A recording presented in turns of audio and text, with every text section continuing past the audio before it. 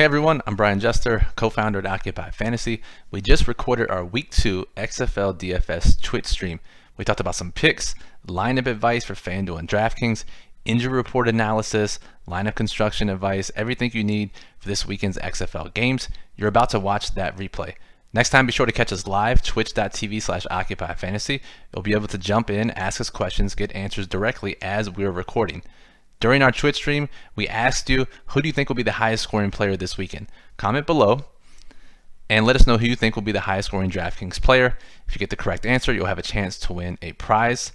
Also, be sure to check out our daily plug, occupyfantasy.com, that highlights every thought we have, our top plays, lineup advice for this weekend's games. That is occupyfantasy.com for members only. If you like our videos, be sure to give us a subscribe and give us a thumbs up.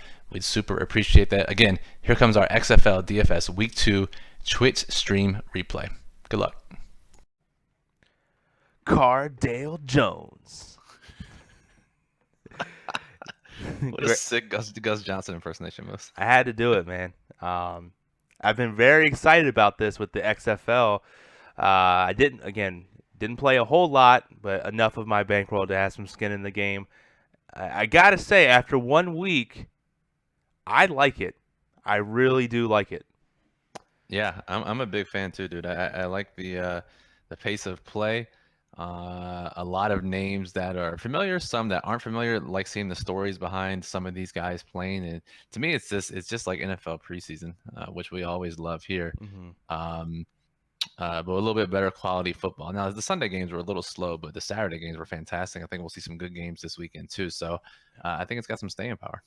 I think it does too. I think it'll absolutely stay the season. And the thing I liked the most, and you mentioned it, was the pace of play. Whereas, NFL Sunday, granted it's still king, but you literally as your entire day is True. watching NFL games. Whereas XFL, you go out to lunch, you can watch a game, and you're good. You don't have to spend 7 hours watching a game. So true. Like the Saturday games, like the 5 o'clock game's over, and then you can go out and do stuff at nighttime. You can literally go out to dinner. It's pretty great. So Absolutely, yeah. So why are we here, Brian? We're not just boasting about why the XFL is a pretty good league. What are we doing on stream today? Yep. So we're going to talk through some XFL injuries for Week 2, give you some lineup advice, FanDuel DraftKings. Primarily, we're here to answer your questions, though. This is a live stream. If you're watching this replay on YouTube, you can always comment with your questions too. But again, this is a live stream and on Twitch, and we're answering any questions you have in the chat. So if you're in the chat now, you're watching us, say what's up, ask a question. We'll get it answered here. But we're going to be here for about 30 minutes, 6:30 p.m. Eastern. Talking through the slate. The daily plug is almost ready to go. OccupyFantasy.com members only. It was really in-depth last week. It's just as in-depth this week. And we'll try to hit on some of the key points here in this video. Absolutely. And I would say that it was absolutely key last week. Again, we know that I'm more of a showdown player. I not really appeal to the high-risk aspect of DFS. So my bankroll was a lot lower than even what was allocated in that. Somehow scraped by my 50-50s, double ups with a 0 in my lineup. But hey, incredible. Like we always say, it doesn't matter how you make it, money's still green. So one thing that you have a link here. I'm just looking at the chat. Lucas saying Cardale looking thick with a bunch of C's. Yep. AJ, what's up, man?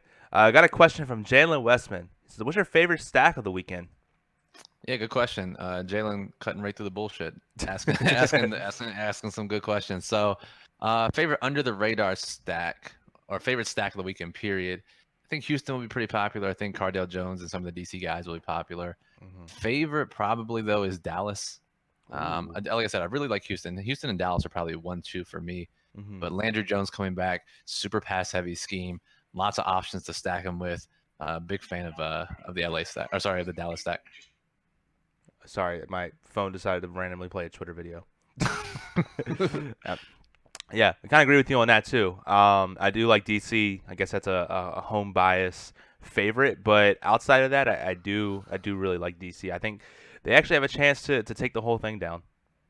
Yeah, DC's in a good position here, and they actually just traded for I think LA's best defensive player today, so wow. going all out, yeah, nice. to try to secure the first XFL championship. So yep. And so one thing that XFL has on their page, and I'll scroll down here as we have a link here, is the XFL Injury Report. As a data guy, I absolutely take for granted the amount of stuff we can get for NFL and other sports, Oh because yeah. holy crap, was this week a long week for me manually watching the games and creating our own play-by-play data and stuff, which was just not fun. Yeah, do you think week 2 will be better? Yeah, you were telling me that I don't know if they changed data providers or they got a new data provider for play-by-play. And so what is your expectation beyond week 1? So, just a little bit of background. And this, I guarantee nobody in here cares what I'm about to say, but XFL signed with a company called Champion Data. This was their very first football league, to my knowledge, that they covered. They did not do very well. Some of their play-by-play data is literally missing plays. Some of the box score is different than what I actually manually did when rewatching the games. And so very quickly after the week 1 games, there was a press release that they signed with Sports Radar, which is like the An actually legit like the company. goats here. They're the official. They do the official play-by-play of all 4 major league sports. So baseball, football, college football, hockey, everything like that.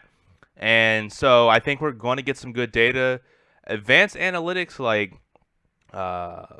formation data, no huddle data, air yards, broken tackles, stuff like that. I don't think we're going to get that probably for several more weeks. So I'll be back in the film room in a couple days.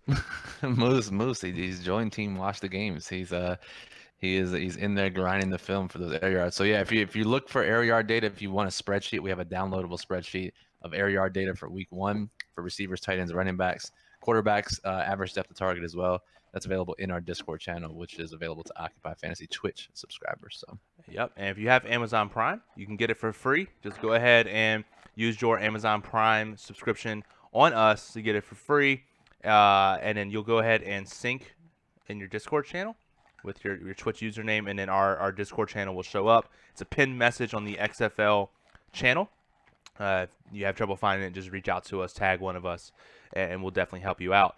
And then if you're in here, this may open a can of worms, but if there's any other advanced data that you will like to see, I'm going to be in the film room charting it anyway, so let me know if there's some type of advanced stat, basic stat that you guys want to see, and I can put that in that spreadsheet, so when week 2 comes by, we'll have that data too. yeah, just let us know for sure. Yep. Yeah, we'll see what we can do. They either might already be available, Yeah. or we can get it. So just let us know. Absolutely. Yep. So back about the injury reports. So we take a look here. If we take a look, I guess we'll just run by some of the skill position players and see how that works out. If anything is of significance, does that work for you?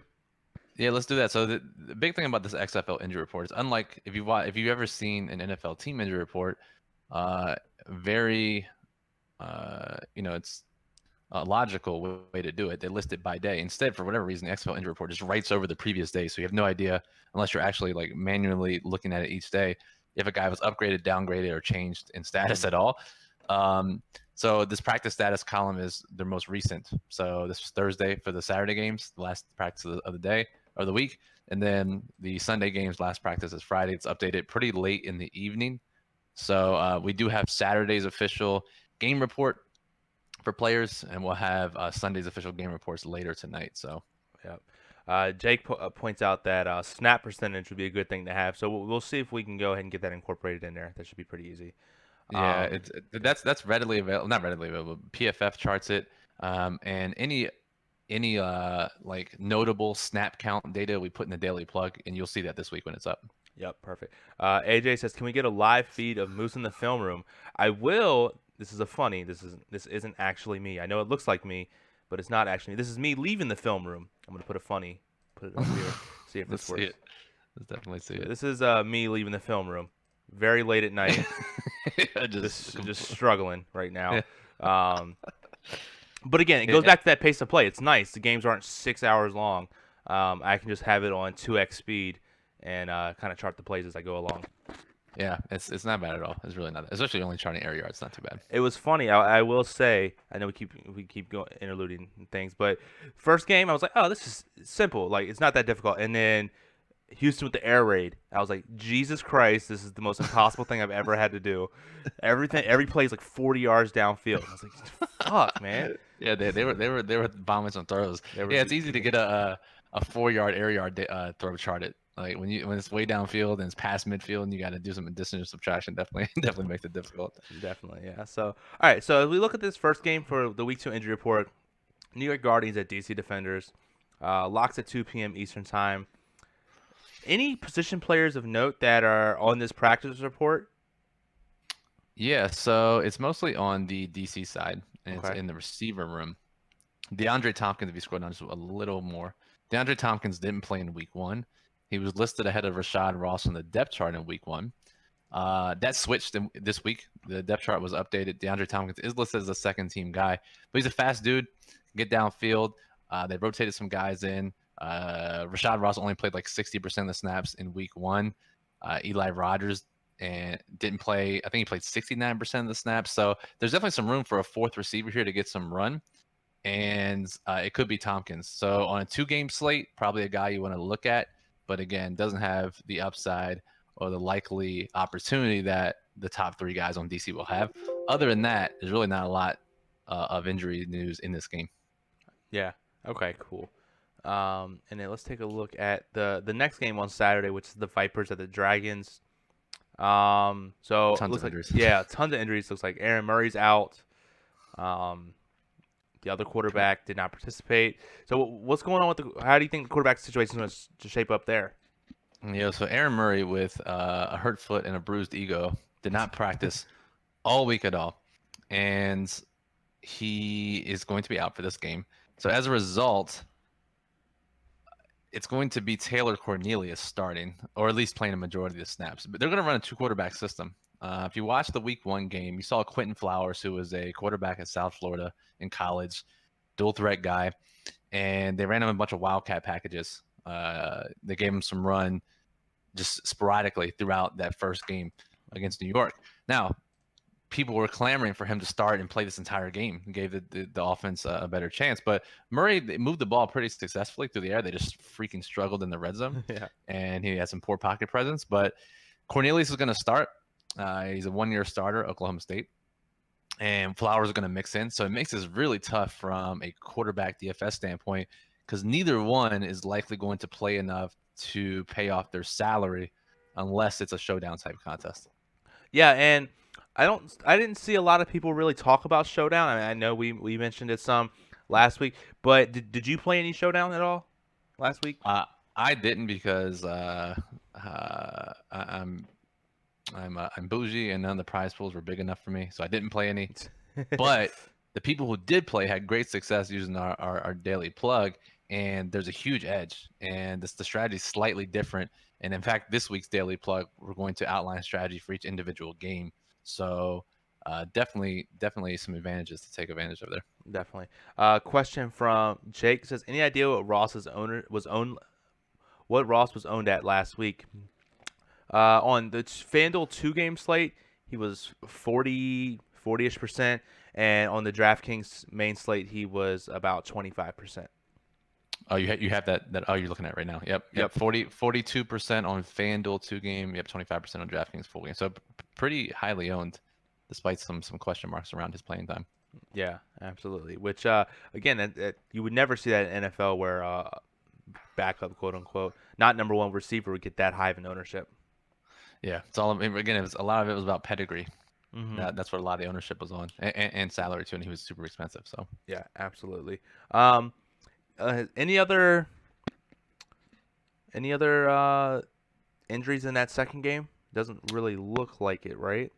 2 minor ones. Brandon Silvers is starting quarterback. He missed a little bit of practice this week. He's going to play. He's fine. He's good to go. Mm-hmm. And then Kaysen Williams, still listed as a starter on the depth chart. Missed last week. He's going to miss this week again. Hasn't practiced, so he's probably at least another week away from returning. Oof. That leaves their starting 3 receivers, same as last week. Austin Prowl of the slot. And who we liked, air yard special. If you looked at the air yards spreadsheet, Dontez Bird over 100 air yards last week. Virtually untalked about last week. I haven't seen any discussion of his name this week as well. Dontez Bird over 100 air yards last week. Should get another pretty full-time role. Yeah, and talking about Bird, I believe there was only 3 people, him included, that had an average depth of target last week of over 20 yards. So that's pretty solid right there. Yeah, definitely. I think it was like 4 targets for 101 air yards. So Yeah. definitely a deep threat type dude. Yep. Absolutely. Okay. Next. Again, guys, while we're doing this, you can interject. If you're in the chat, you want to say hello, ask us questions about something that you have going on. If you're a subscriber, go ahead and ask that. If you're new around here, say what's up. Show some love. Say what's up. If you're, like I said, your first time here, ask a question, and we'll go ahead and we'll get that answered for you. If you like what we do, go ahead and hit that follow button so we can keep doing what we're doing. If you have any comments, criticism, let us know as well. Oh yeah, I'm sure we'll get some criticism. So definitely let us know. All right, the third game, the first game on Sunday is the Renegades and the Wildcats, and excuse me, looks like Landry Jones was limited participation in practice. Doesn't say his game status. Do you know anything about him? Yep, he is slated to start. He was medically cleared last week, but because of limited practice reps, they didn't want to rush him into the game. He's good to go this week. He's going to start, and what a major upgrade this will be. Last week, Philip Nelson started. Moose, you charted the data. Philip Nelson had the lowest average depth of target of any quarterback by a wide margin. I don't even know how this is possible.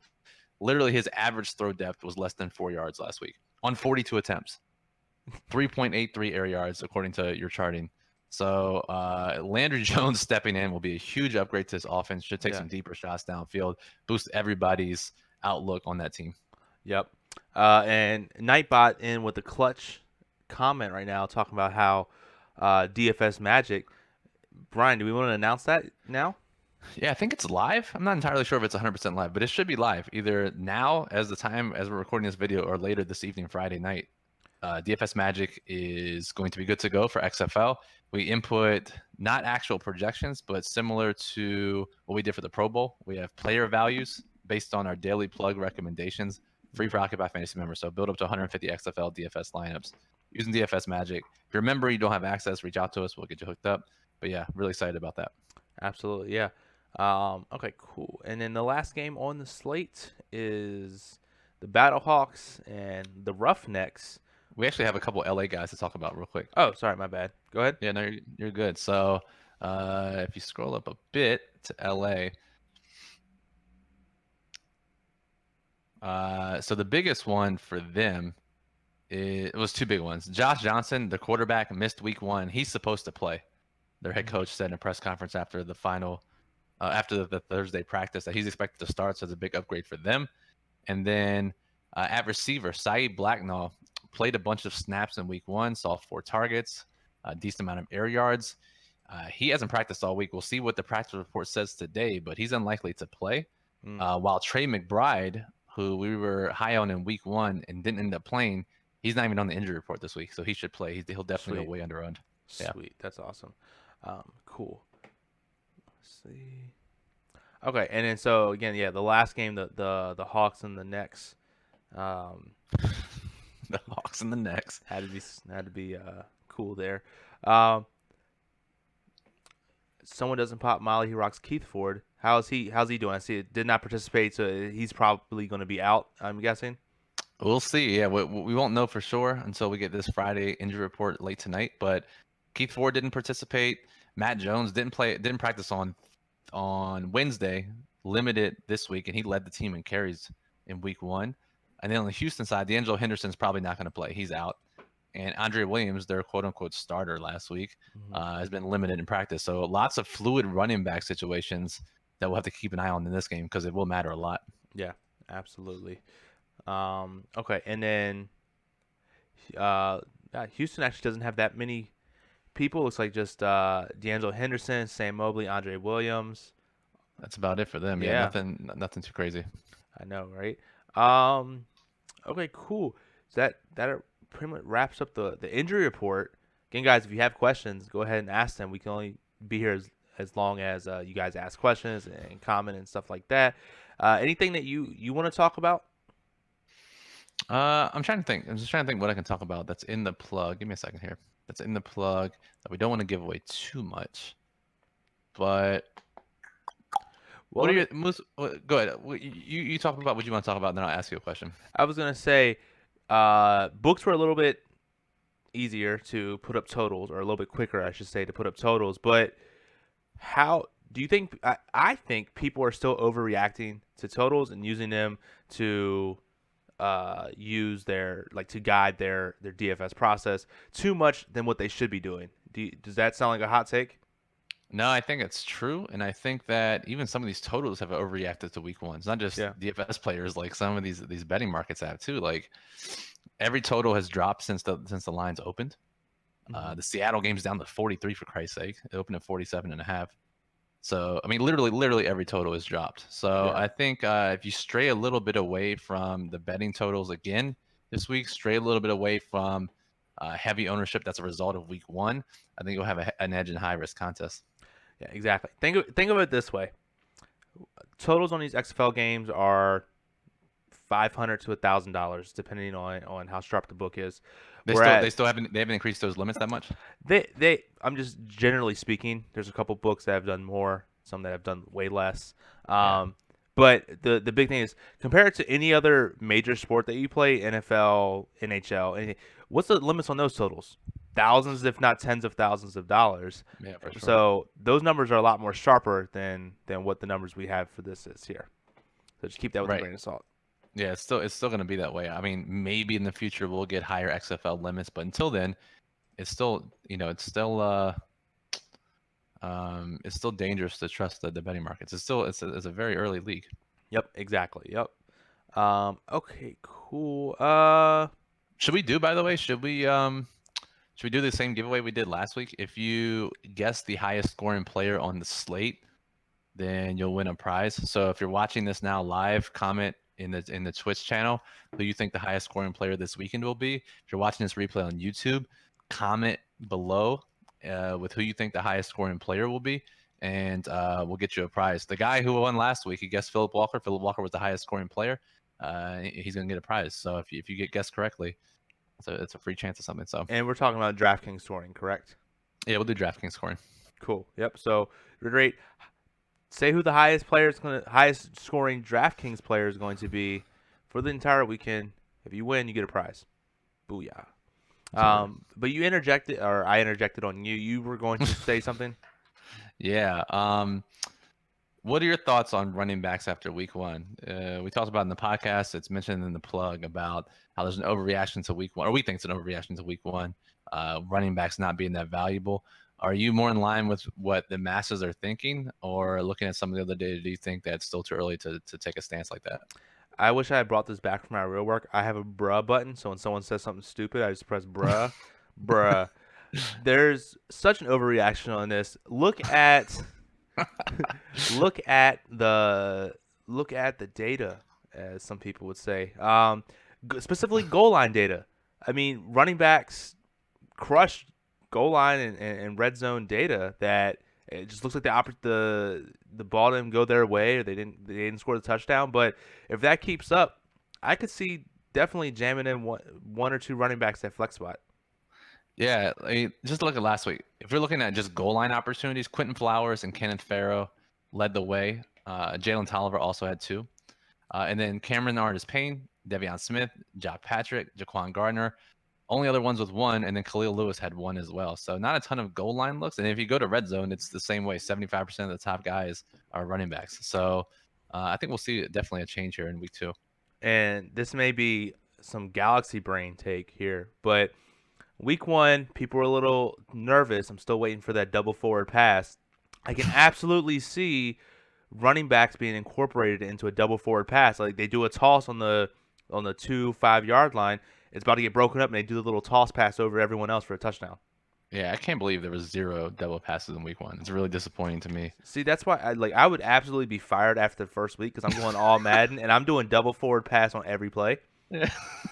Just put Quentin Flowers in the backfield. Little jet sweep action to him, and he's passing or running or optioning every time. Definitely. So, all right, we got some people. Jake says Tamu. Lucas says Jazz Hands Ferguson. I know Lucas is slice because Jazz is supposed to get a little more run this week. I know. And then All-Star point guard says Landry Jones. Whoop, whoop. Good guess. Definitely. If I had to guess myself, do you have any thoughts, Moose? I have a quick guess who I I'm would gonna take. say my boy Sammy Coates. Dude, I was also gonna say Sammy Coates, so I'll change it and say, man, good. That was a good answer. While you're waiting, Jake, yeah, you still have to be behind the line of scrimmage to do the double forward pass. That'd be so sick though. Just like 20 yards downfield, you can still throw it forward. Or what if they made like the second line of scrimmage where you caught it? Or actually, that was a terrible idea. You know, like if you caught it, like let's say like a 5 yard in or something like that. Now that's where the second line of scrimmage is for you to throw it. So you can like So take. you run back a bit and throw it. Yeah. It's funny because I think his name's Kevin Kelly, the dude who like never punts in high school, that coach. Yeah. Um, he did some work showing that your explosive play percentage just skyrockets dramatically when more than two players touch the ball in a play. Makes sense. So quarterback, receiver, and a pitch, or a running back and a pitch, or whatever. And so I think as of recently, he's been trying to incorporate more laterals downfield. As a result, that would really screw things up if you could throw it forward. Yeah, absolutely. And I think it was, again, could be way off with this, but I think it was Warren Sharp who was saying that laterals in the NFL should be more widely used, as again, as you said, it'd be more explosive plays. Yeah, Jake in the chat says he had a high school PE teacher who let you double pass from wherever. Typical Virginia. Absolutely. As I refill my guava juice. Yeah, you can't say much. No, I can't say much. Cool. So, all right, we'll be here for 4 more minutes. If you guys have any last lingering questions, go ahead and ask them. Let's see. Yeah, Daily Plug will be up after this video is released. Yep. So, I mean, it's a ton of words this week. It's just as many words as last week. We got. How old are you right now? Why? We have an article. And we have a lot of words. No, just tons of words. Like, so it's like strategy, lineup construction, overall, like overarching themes, differences from week 1, what to expect here in week 2, some betting market analysis. Our top plays are organized in a way, we changed it a little bit this week, organized in a way that really helps you figure out players to put in depending on which contest type you're playing. Okay. And then we have team by team notes that include some usage from week 1, thoughts on their ownership. It's I mean, it's a really all-encompassing article. I'm really proud of it. Absolutely, yeah. And we won't be doing it tomorrow, but I know week 1 we did a Twitch subscriber only, like 10-minute thing right before the game started. We won't be doing that tomorrow, but expect for us to pick that back up the next week. Just with if you're I can do it. If you're not available, I can do it myself. I am available. I thought you were not going to be available. No, I'm good tomorrow, so we can make that happen. Okay, sweet. Anywhere to see the box scores, Jake? Yeah, let me go ahead and put the website in. And again, there's some things that's actually wrong. This is the official XFL box score. Official being in quotation marks because it fucking sucks. Yeah. But yeah, you can check that out. Stats.xfl.com if you're watching this video. And you don't have access to the chat. Correct. Yep. Like there was one. I'll say this before we head out. I was charting it, and I had like XFL's play-by-play in there. And, like I got off track on one thing. I was like, wait, hold on, no, let me go back 3 plays. Try it again. And I was like, what the hell is wrong with this? Turns out the play-by-play just didn't have 2 plays in it back to back. I was like, what the hell? I was like, all right, whatever. There we go. Yeah, I think with this change in stats provider, we'll see a much more consistent effort in week 2 and beyond. Absolutely, yep. So, cool. Brian, do you have any last words that you want to say before I take us out of here? Similar to how we saw in week 1, where there was concentrated ownership based on pedigree and depth chart standing, we're going to see concentrated ownership based on week 1 performance. Overreactions abound. So guys who either got opportunity and didn't perform in week 1, or guys who played a ton but didn't see many passes or touches their way, or even quarterbacks that just didn't get in the end zone, running backs that didn't get in the end zone, are going to be lower owned. And as a result, there'll be great high owned or high risk plays this week. So it's not going to be the same every week in XFL, but again, another great high risk week targeting satellites, GPPs, leagues, where you can get big leverage just by swapping from 1 or 2 guys. So really excited about this week. And we detail it all in the Daily Plug. Perfect. And who is your bust of the week? I have a lot of bust of the week. So Pause. um, for me, I'm really close to saying James Butler, but I actually think he'll end up getting a good amount of playing time. But other than that, I think Nelson Spruce. Okay. Um, he should get consistent volume, but like to play in a high risk contest, I probably wouldn't do it unless it's part of a game stack. And then Austin Prohl is the other one, just complete overperformance last week. Absolutely, yeah. And as you'll see here soon, we should be having some buy low or underperforming wide receivers after next week, which should Yes, be sir. woo, give me a happy dance going on. So, all right, guys, let me take us out of here. I'm Moose at CFB_Moose on Twitter, from OccupyFantasy.com, at OccupyFantasy on Twitter. If you like what we did here today, go ahead and hit that follow button on Twitch, that purple heart. Turn your notifications on so you get notified of when we go live in the future. If you're watching this here on YouTube, make sure you hit that like, subscribe, and bell notification to be notified of when we upload new videos. We upload all of our Twitch videos up here on YouTube.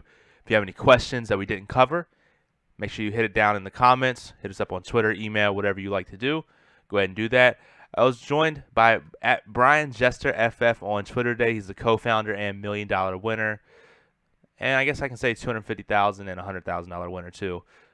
You had a couple big scores in football. So No big deal. MBD. Yep. So with that being said, Moose, Brian from Occupy Fantasy, it's been a pleasure having you guys today. See you guys later and have a good weekend. Win some money. Peace.